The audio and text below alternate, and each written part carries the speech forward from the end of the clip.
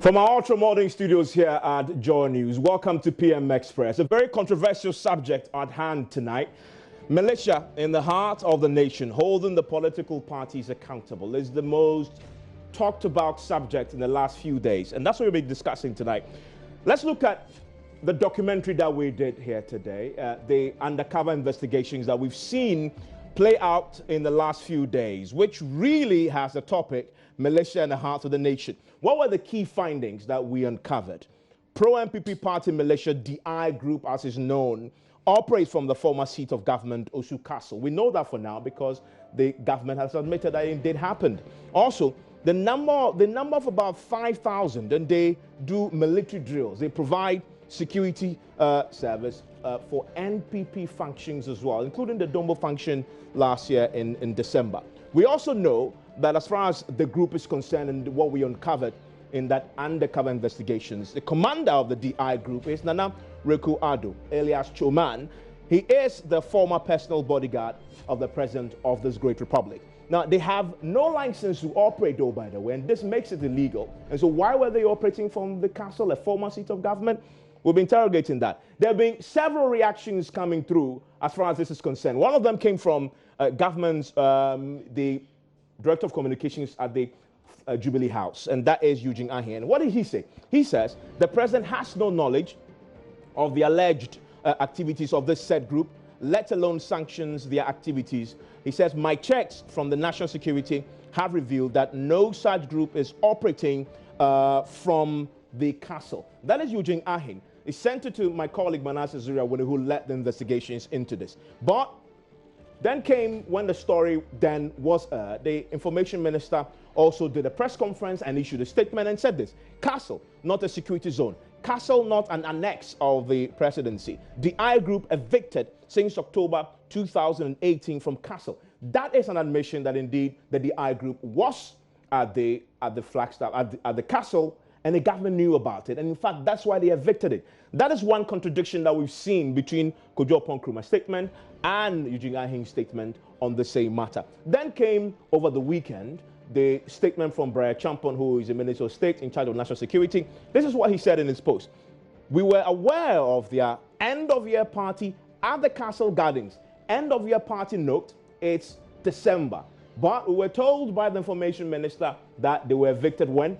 In October. So it tells you, during that period that they claimed they evicted them, they were still operating. That's why Manasseh found also evidence that post-October, the government said they've been evicted. They had evidence of them still operating. But he continued, but nobody seeing these innocent job-seeking young men and women can conclude that they are a vigilante group or a militia. That's government official position. In fact, they don't pass for a school cadet. However, if you check the group's own website, they say that one of the things they do is provide a security service. That is not contained in what Brian Champon had said on this matter. So there have been reactions coming in as well from other people other than government. The NDC, they called the press conference last week and said the president must resign. Also, we've had reactions from society generally. President of the Media Foundation for West Africa, thumbs up for the journalistic work that Multimedia has done. He says the GJA also has something to say.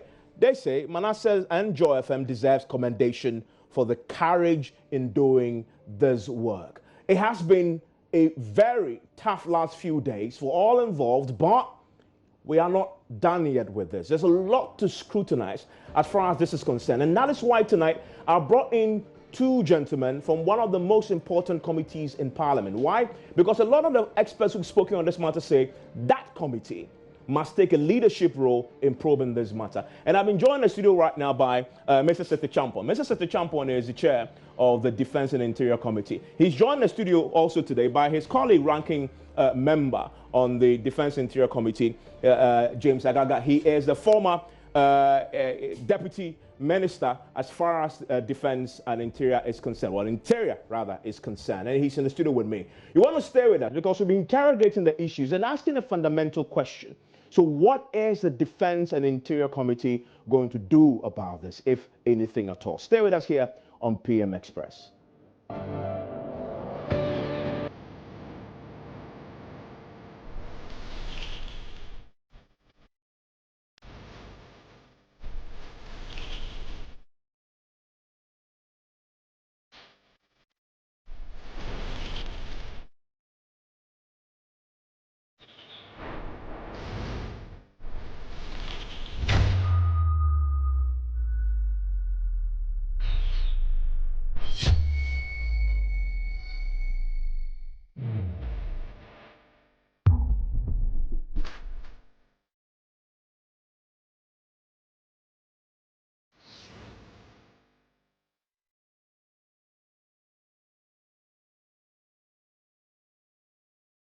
And you are on PM Express tonight. It's a very exciting conversation ahead, but one that really goes to the heart of a campaign we've been running here at Multimedia for the last few weeks. And really, we took a cue from the president when he set up the Commission of Inquiry, that where we found our inspiration. I was before the commission appealed and said, listen, media must do a lot to get the politicians to disband these militia groups. And then we started digging further. And then, of course, Joy News led in uncovering this militia group that was operating from the castle. And all that has happened since then really has been one fascinating last few days. Let me start with you, Chairman. Chairman, so this matter that Manasseh has uncovered, or well, Joy News has uncovered, with the castle incident, I've heard many of your colleagues respond to it. Has this come to your attention as a chair of the Defense and Interior Committee? Yes, I've read about it in the media. Okay, and what's your reaction when you saw it? Oh, sorry. Good evening, Evans. I think it's a conversation which I am glad that we are holding. Kudos, and I say kudos with emphasis to His Excellency the President. I admire his style of leadership, and indeed we are in a democracy, and typically matters of this nature are not so much seen with this level of frontal behavior. And ever since he was bold to call on all of us after his recent State of the Nations address that this is a matter that he believes we should hold a conversation over and get to the bottom of it as a country. So for me, it is still work in progress, and whatever is emanating is not the end of the day for me. Mind you, the Joy News team expose is an investigation. Investigation is a matter of process. It's not an event that this comes to an end. So we're still watching from the sidelines. For me, as one, as a political animal, two, as a sworn state servant, because I have some responsibility to our public safety. And that is the way some of us are gauging this very subject. Mr. Gaga, so you've been in the Interior Ministry before, and you're the ranking member as well. When you first heard that undercover work that we broadcast last week, Thursday, your reaction was what exactly? I was, Evans, good evening to your cherished viewers. I was shocked to the marrow. I was shocked because in the aftermath of Ayawaso West Owagon and the statements that came from the Commander-in-Chief of our armed forces when he took his turn to address the country on its state in Parliament, and the expose that Manasseh Azuri and of course Joy FM made. And I want to use this opportunity to congratulate your network for that masterpiece.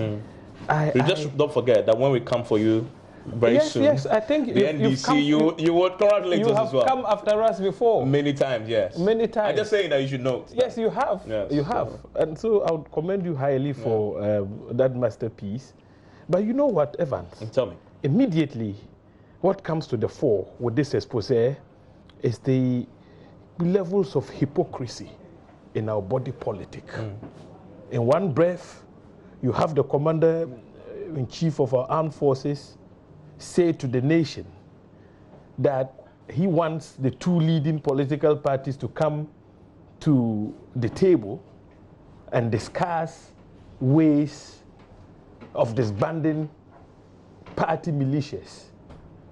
In another breath, people associated with him are caught training party militias at the former seat of government. Now, Evans, if you remember, this your network did another investigative piece, which also brought to light how the Upper West Regional Security Liaison Officer, one Captain Tengabo, had written to party apparatchiks to furnish him with names of candidates for training as party militias to protect the ballot. And then you'd understand why I'm saying that this particular expose exposes the levels of hypocrisy in our body politic. Mr. Gaga, but you can say that. However, you cannot ignore that just a couple of weeks back, you were also exposed in terms of the hypocrisy when your party was also calling for a meeting. I had just spoken to your chairman, who was sounding very conciliatory, want to meet and resolve, and then he's heard in a private meeting fanning the flames of political violence. That hypocrisy that you talk of applies to your party as well. Evans, like my brother, the chairman of the committee, said, whenever investigations are commenced, it's a process. It's not an event. Now you agree with him. No, it's a process. The speed with which the state security apparatus extended an invitation to the chairman of my party, I thought that with this expose, you would have done likewise. Because the commander of the I group is known to the security establishment. And he didn't have a license to operate with. He didn't have a license. Clearly, his behavior. But Brian Champon has told us this weekend that they arrested him at some point, but they let him go. But that even makes the matter worse. Why did they let him go? Is he above the law? Did he not break the law? Because if you look at their own website, they're a security provider, a private security organization. Where is their license? I think your investigative piece also brought to light the fact that they did not have a license. And we haven't been contradicted since. Of the Interior. Yes, because the record speaks for themselves. Yes. So why is the so-called Cho man walking a free man? How about the people they deployed to provide security at the Dombo event? All those people are known to the state security apparatus. They are known to the president, because if you watch the video footage, the commander, one of them, Keja, says that the president even applauded them for the work they did at the Dombo event. May be boasting. He just may be boasting. Well, but that is the more reason why he should be arrested and investigated. Yes. So, seriously speaking, the double standards that we are witnessing with regards to the way and manner the state security apparatus operates, I mean, leaves much to be desired. And if it's the NDC, they are very quick. They act with the speed of light. But when it is their own, they are quick to cover up. Look at the inconsistencies between what the information minister says, what Eugene Ahin, the director of communications at the presidency, said, the contradictions. What Brian Achampon, the minister of state responsible for national security, has to say about this same group. These contradictions clearly smacks of a cover-up. But why are they trying to cover up? In our case, yes, the chairman is being investigated. Let them investigate. And when they are done with the investigations, Evans, trust me, the investigations will not yield anything. Because you need to analyze that tape within a certain context. But you can't say that because you don't know where it's going. Well, I shouldn't be preempting outcomes. But you're confident that won't happen? Absolutely. I'm very confident because they have a Herculean task. Yeah. I mean, if you look at that particular tape in its context, I don't think that some law was broken whatsoever. But here, we are saying that the laws have been broken. The police service into bracket private security organizations regulations are very clear on this matter. In any case, what did the president tell Ghanaians? I have in my hands the address delivered by the president. What did he say to Ghanaians? Yes, we should deal with vigilantism. The NDC should come on board. Let us sit around the table and discuss the matter dispassionately. Whilst this is happening, they are busy training vigilantes. Are they being truthful to the people of this country? You know, just before the Captain Tingabo letter leaked, and once again, I want to congratulate your outfit for that wonderful piece. You know, before that leakage... You're not flattered, though, because Evans, politicians can switch depending on how hard we will hit you. Evans, before that leakage, the chairman here attended the meeting at Peduasi, convened by the National Security Ministry to dialogue on fixing political vigilantism. You know what? I declined that invitation. You didn't go? I didn't go. I didn't go because I thought that the exercise was one in futility. Because I didn't trust that the national security outfit, given the role they played, so far as Ayawaso is concerned, were serious about dealing with vigilantism. And so I declined the invitation to attend that meeting. Lo and behold, 2 days after that meeting, the Captain Tengabo letter leaked. And Joy FM even spoke with Captain Tingabo, and you heard the things Captain Tingabo said. Since then, I've heard from the communications director of the president who says that Captain Tingabo that you talk about did not have the authority of state, the government, to write that letter. And in fact, he adds that the Interior Ministry is looking into the matter. I'll come back to you on this, but let me bring in Mr. Champo. Mr. Champo, he's raised fundamental issues. And in fact, if you listen to how this has been dealt with over the last few days, security experts, lawyers, Asan Kuma and Co., Kwesi Enin, people who really are known to express views not aligned to any political party, have condemned what the undercover investigations unearthed. Your parties in power, the government, had issued a statement admitting that this man, who was leading the group, was given an official job to retrieve state vehicles. He then converts that office at the castle into a private business and runs it for a while before he was spotted and, according to the statement, evicted in October. Now, that doesn't check out, because when you look at the Manasseh's work, he was still undercover. In December, he was undercover. Well, and Brian Champon confirms it, because Manasseh was there when they did the party. And the party was done after they had gone to provide security at the Dombo function, at which event the president was there, the vice president was there, the IGP was there. I mean, even if you're not speaking as a party person, but as a chair of the Defendant Military Committee, that should alarm you. In fact, in the statement, the government says, admittedly, that shouldn't happen. But it did happen. That's what I said. I am emboldened and I'm more happy with the government's admission that there were security lapses. And for any person with their sort, admission of such lapses, first and foremost, clearly notifies that these is a people who mean well and they want to do something good. And so for me, I would also add my voice and say that yes, indeed, there were lapses, and the lapses is clear from the expose. But like I said, it's an investigation. In the introduction, is that an investigation? No, wait. Okay. In your introduction to us this evening, you talked about sequential information that had been given out. First by the Director of Communications, secondly by the Minister of Information, and thirdly by the Minister of State at the Presidency responsible for national security. And it is clear that the Director of Communications is clearly in the dark. He doesn't know anything about the subject. And from where he reported, immediately as the expose came, the first question is, what is happening at the castle? And since there is nothing there, that is the way they would respond.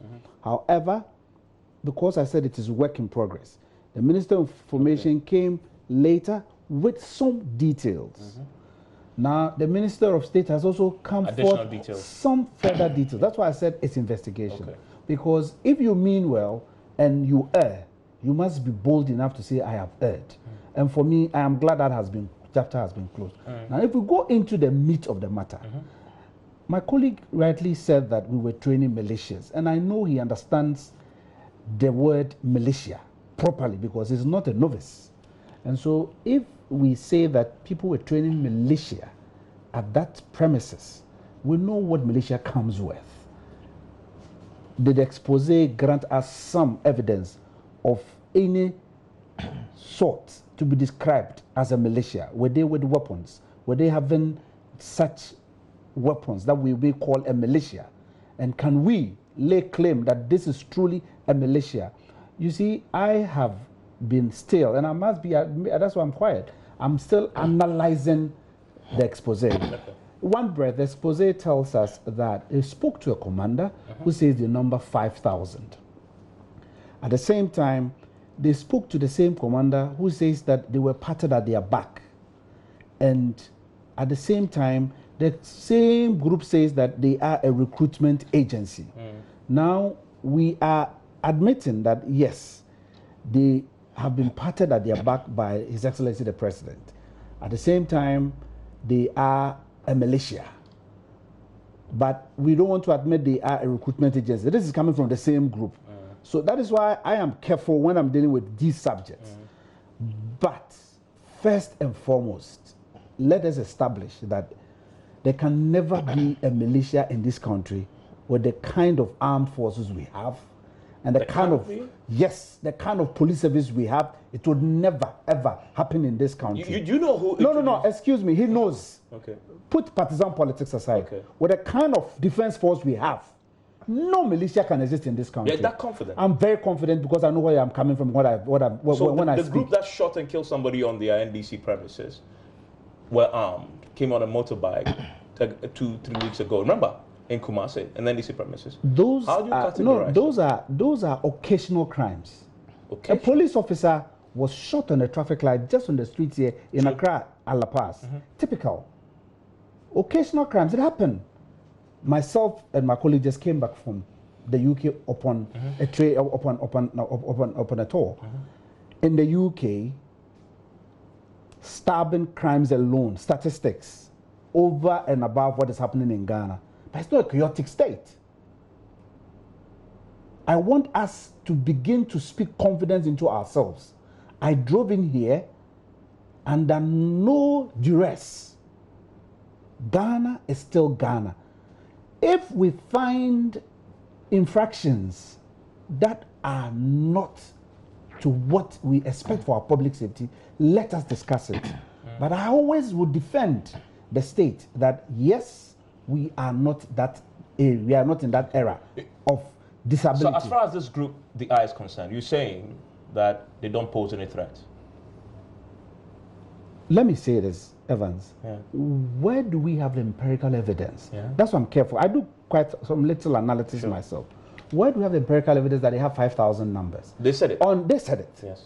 So I have no proof until that's why I said. We're taking your word for it. Exactly. So that is why I came back. So if I'm taking their word on the face value, I'll just admittedly say, but the same people are telling me they are not a militia, they are not a vigilante, they are a recruitment agency. No, they say they are a vigilante group. They said if they say they are vigilante group. Because they've done interviews, and part of the work that Manasseh did also had interview that the chairman, the leader had done before on TV3, where he branded himself as a vigilante group.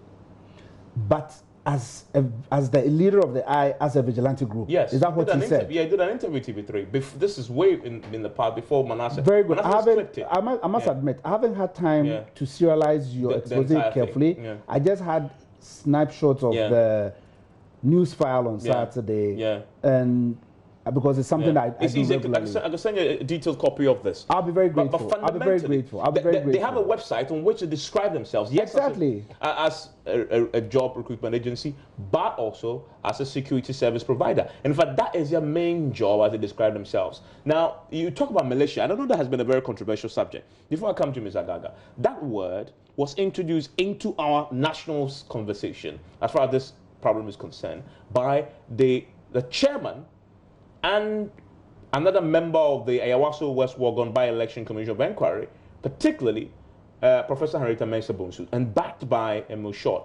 And their reasoning is this, that these groups, and in fact, over the weekend, if you listen to Newsfile, Asan Kumar actually describes it based on the law and history as a militia group, because they're being trained by ex-military people and equipped with military drills.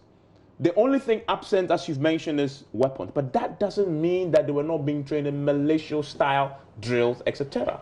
That these guys were being trained for a purpose. You cannot dismiss that. Evans, I still would want to be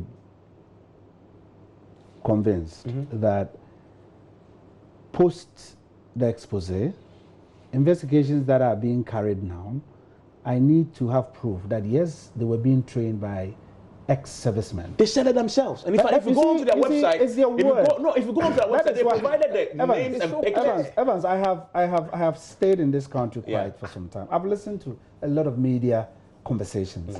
Many a times, people just threw about words. I'm saying that beyond that, their website, the group's website, they have the list of ex-military officers who trained these guys. Admitted. Colonels and generals. Admitted, not in doubt. If it is so, according to the group themselves. We will unravel all of them through the investigations. That's what I said. So I'm asking, clarifying, is that investigation into this going on? This investigation must go on. This is not just, we can't just leave with it. Are you calling for it, or it's happening? It is going to happen. You've been listening going to happen. No, listen, it's going on. If it is not going on, why would the Minister of State and the National Security come to speak to some of the matters? He's dismissed it. No, because he actually said that we should blame the people who tend the law. Wait a minute. How do we expect government to work? Okay. How do we expect the national security to operate? National security is constantly 24/7 working on us, but they will never tell you they are working on you. And they'll bring you the new news. That is why I said in your introduction, the sequence, you realize that information keeps coming. It keeps coming. Yeah. It will not cease. So you expect, for your expectation, this should be happening? Yeah, because this is a matter that needs to be attended to. Okay. And then it's settled. Would you be surprised if an investigation is not happening? I would not admit that. You won't be surprised. Yes. I'm just asking that question. Will you be or will you be? I wouldn't admit that until I'm fully briefed by who is supposed to do it. But you expect that an investigation to this should be happening? It's a matter that we need to be discussing. Okay. Mr. Gaga. Evans, first of all, let me state that the contradictions that we have so far recorded between what Eugene Ahin had to say and Honorable Kojo Oppong Nkrumah has not been cleared by Eugene Ahin. Eugene Ahin has not come out to say he was mistaken when he issued that statement. In fact, Eugene Ahin says in his statement that he conferred with officials of the national security before coming out to make that statement. Yeah, but at the time there was nothing of the sort. No, wait a minute. And yet, Honorable Brian Achampong is the minister responsible for national security. He comes out, issues a statement which sharply contradicts what both Honorable Kojo Oppong Nkrumah and Mr. Eugene Ahin have to say on the same subject. So these inconsistencies, clearly, in my view, is an attempt to cover up for what the Joy Multimedia Group has uncovered. That is the plain truth. Oh my That's the cover-up. That is why there are James. so many inconsistencies between the statements that are coming from if there's a officials from the same government, all of them government. will sit in a room and coordinate their language.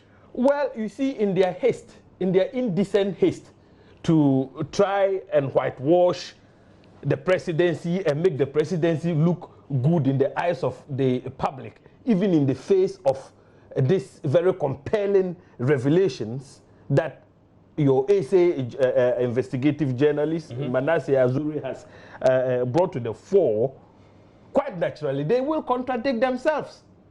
The first to speak was the director of communications at the presidency. He comes out.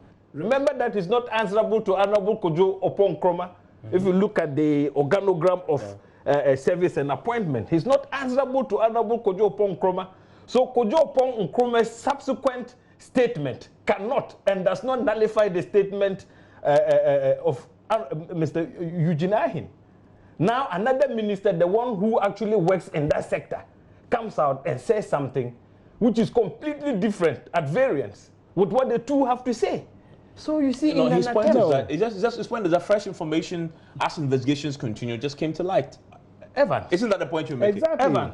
Evans, there is no investigation going on. How do you know that? I'm speaking on authority. The minority held the press conference. Yeah. In fact, a day, hours after the expose was aired, we held a press conference and called for investigations to be carried out. Yeah. And for the group to be sacked from the Osu Castle. Subsequent to that, a statement was issued once again from the presidency. This time round, they said that soldiers, accompanied by officers from the Flagstaff House, went to the castle and sacked them. The government the military comes out and says, no. They were wait for the right information. Let me clarify. James, hold on. You were not in town. Listen to the clarification. Listen to the clarification. The military story was done by us. Listen to the clarification. It was done by us. Good. That the military denied. You haven't gone there. The government statement says the man was evicted with a combined team of national security and police. Which is not even true.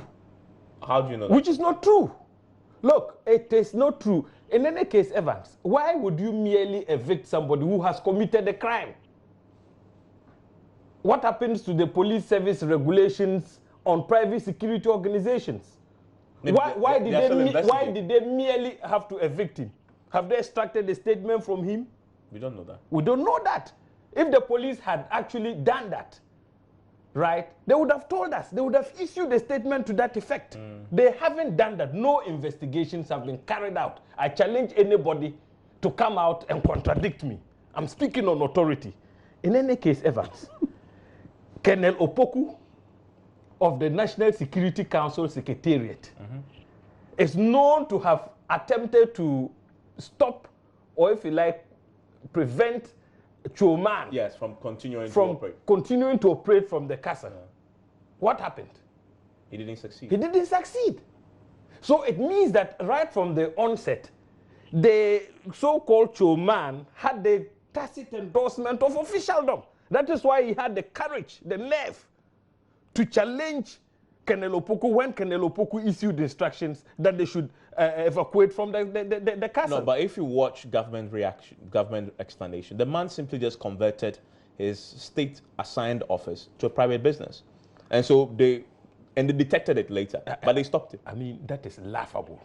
That is laughable. He converted the one-room office into his secretariat. Who gave them access to the gardens? The castle gardens. Who gave them access to the gardens? Is open to everybody. You can go there and have a church service. I can go there and have a church service. You can try. We'll see what happens. Who is in charge? In any case, Evans, I've heard people attempt to make the case that the castle is no longer a security zone. And there's a statement here I want to read because it's come on that one. The Museums and Monuments Board has a statement on that. This is an afterthought. It is? It is. Evans, 4 ministers of state continue to operate from the castle. Yeah. Soldiers are deployed to protect the facility. And yet, you look at us in the face and say it is no longer a security zone. What is a security zone? Yeah. How do you define it? You've been interior ministry. Absolutely. What's your definition? You have ministers of state operating from a facility, and you don't designate that facility as a security zone. It's a museum and a monument. No, but ministers continue to operate from that facility, and you call it a museum and a monument. The mere fact that ministers operate from that doesn't make it a security zone? No, absolutely. It does? Absolutely. The ministers of state, 4 ministers of state. Yeah. I'm assuming that Defense and Interior Committee, you get briefings, right? Don't you get briefings? We get briefings. So does that agree with the briefing that if you operate? Where that area is quite an area which is uncharted. I mean, I must admit that there are categories of state properties and their designations are christened as and when. Okay. Yes, the Christianborg Castle is a government house, but by the authorities of today, it is no more a security zone. Okay. Simplicity. You accept that? I do, because last year, I'm a Rotarian. Okay. Last year, my Rotary Club, we held an event for children from the special school. There, in the gardens. Didn't you get it because you are not necessarily. I had no hand even in the organization. I just had to do my donation. My colleagues did. I was nowhere near the place. And yet we had it. We even did that event with the tourism. They have a tourism association. So you work together with the tourism? Yes, we worked together with the tourism association. They facilitated everything, and we went there and we had fun with the kids. So that for me that made a point for me that yes, then eventually they could have even held the December event there without any difficulty, because that gave me that understanding that yes, then the narrative may be true. I'm going to take a short break. When I return, I'll read you the Museums and Monuments Board statement, and then I'll ask the chairman and the ranking. So what is the Committee of Defense and Interior going to do about this? It's been a few weeks now since this matter has become such a big deal. Not only the undercover investigations, but also just a general feeling of the country right now that political violence, political vigilance must stop. I haven't heard the Defense and Interior Ministry, Defense and Interior Committee take a leadership role on this. In fact, I've heard experts, civil society, literally beg the Defense and Interior Committee to take a leadership role in the matter, because they have the power to haul all these guys before them, the interior minister, the political party, whatever it is, security agencies, the IGP, to explain to them what specific steps you're taking on our behalf. So I'll be asking the two gentlemen what their role exactly is and what they are doing, especially in the light of all these scary revelations. Stay with us here on PM Express.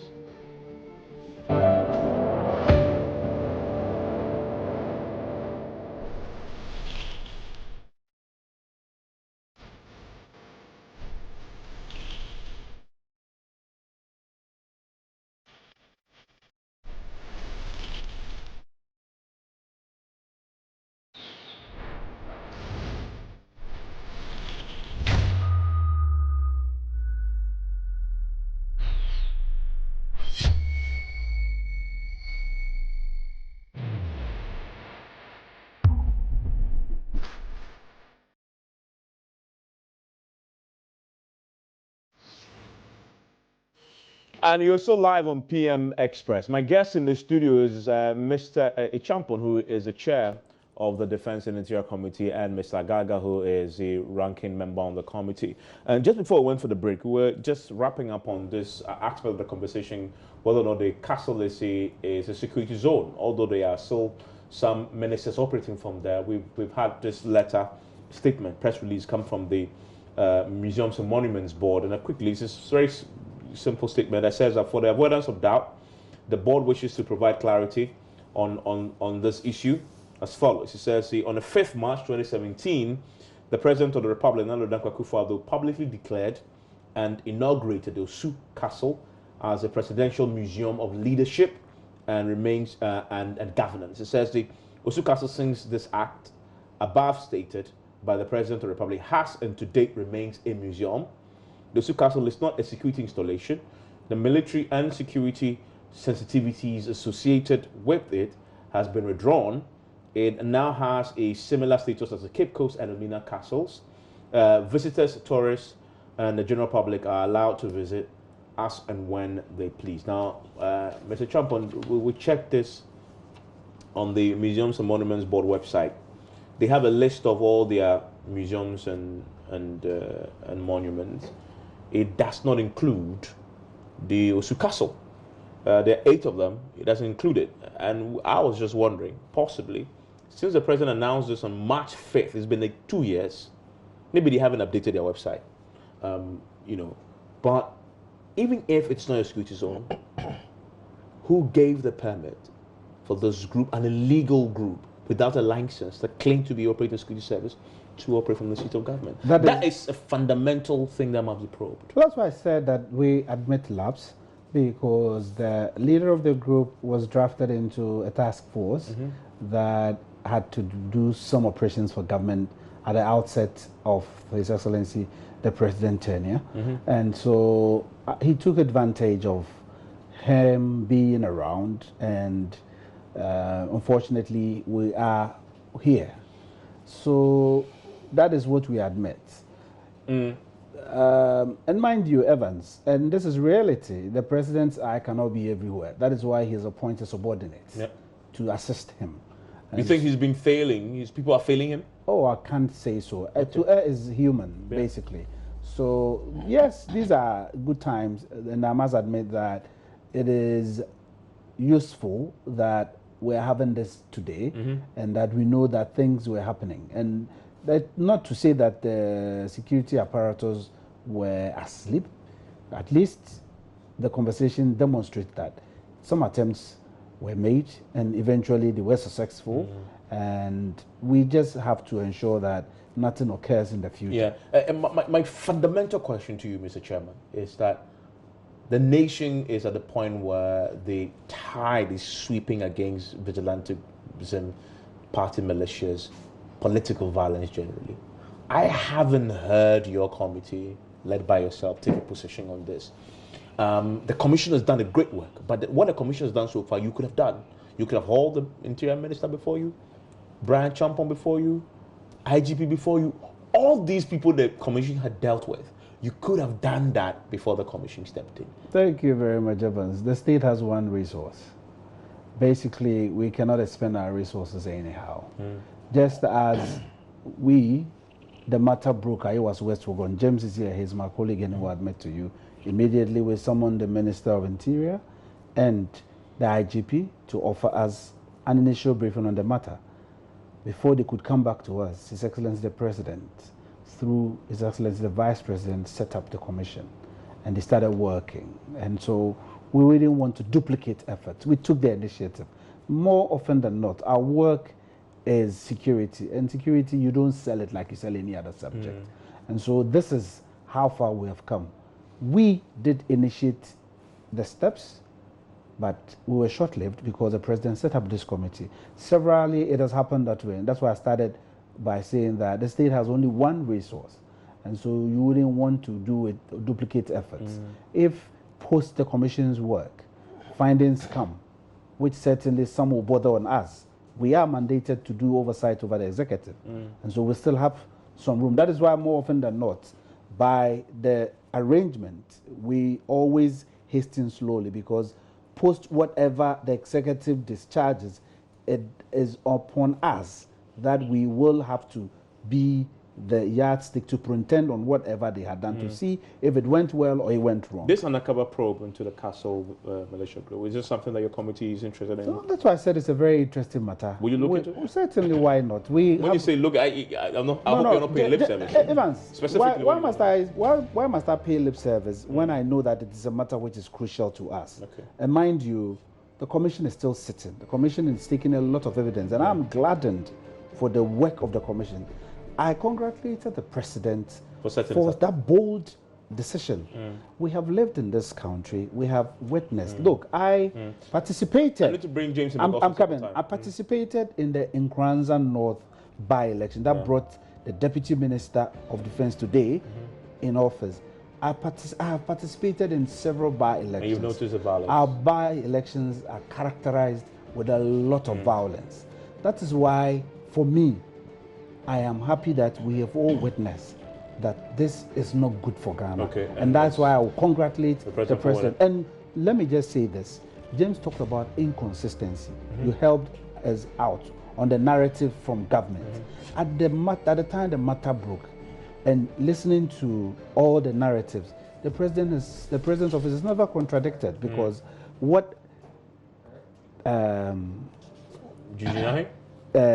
Eugene came to report, finality, and what Brian has said, finality, that yes, there's nothing there, there's nothing James, there. Your final thoughts on this, and maybe you need to tell me, you feel so passionate about this, but I wonder what you can do in your position as a ranking member.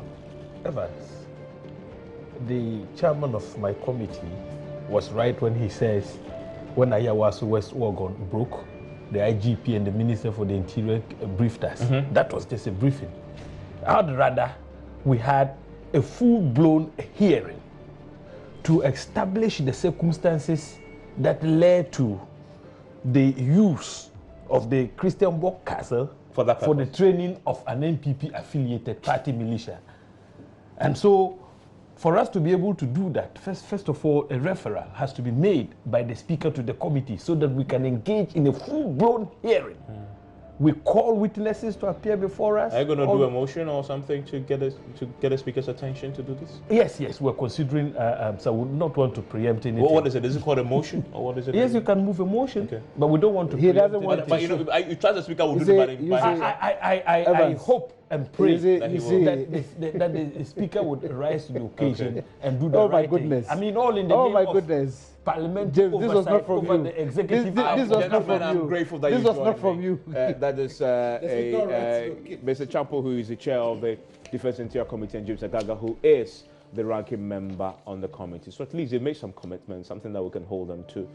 Tomorrow, we're going to have a civil society conversation. We expect the civil society guys to issue a statement and hold a press conference. A joined high-powered civil society statement on this unfolding drama. And so the leaders of the group will be here to, as we further discuss this, as part of our campaign, #disband party militias. Now, enjoy the rest of the evening.